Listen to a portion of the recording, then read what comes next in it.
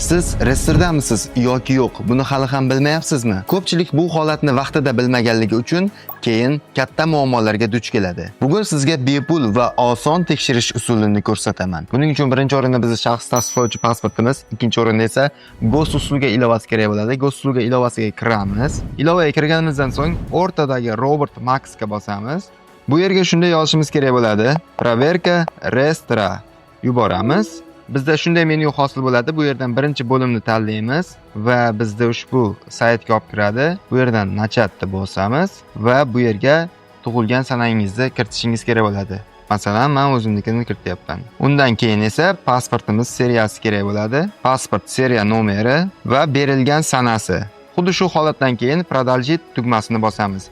Va ko'rib turganlaringdek, siz restordamisiz yoki yo'q bilib olishingiz mumkin bo'ladi. Restordan chiqish yoki chiqmaslik bu sizning Rossiyada qolish imkoniyatingizni belgilaydi. Shuning uchun ushbu videoni saqlab qo'ying va do'stlaringiz bilan ulashing.